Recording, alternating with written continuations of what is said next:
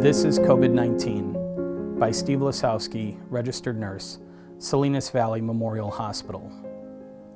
Imagine you wake up one day with a runny nose and fever. You go another day or two and continue to feel worse. You go and get tested, and lo and behold, you test positive for COVID-19. You are taken to the hospital where you are isolated from other patients.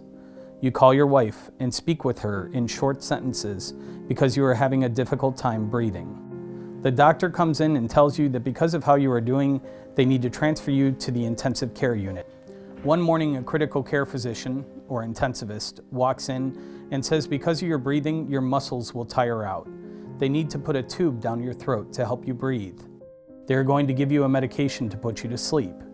You are looking around, and then everything fades to black. You are still not getting better. We have video calls set up where your wife and maybe your oldest child get to see you with all these tubes in you. Do you know they are there?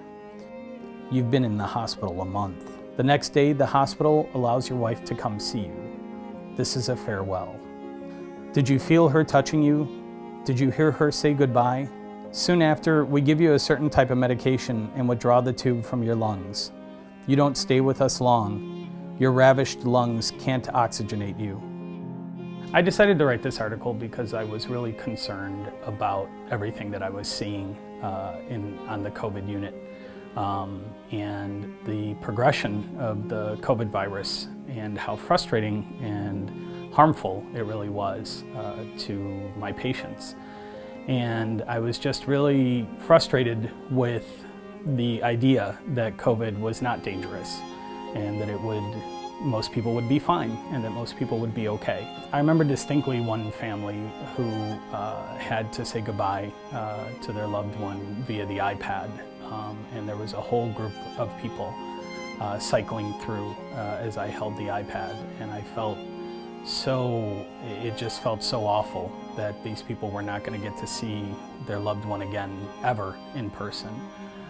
Listening to the wailing and the screams, literally screams, of these people as they accepted the fate of what was going to be happening to their loved one was, I had a lot of nightmares for a while. I want people who read my article to understand the seriousness of the COVID virus, how it is a life-changing virus for many people, how it affects not only you, but your family, the community. It's not something to be taken lightly. What we probably remember the most, we don't speak of. It's how much you suffered, despite everything we did. Get the vaccine. This is COVID-19.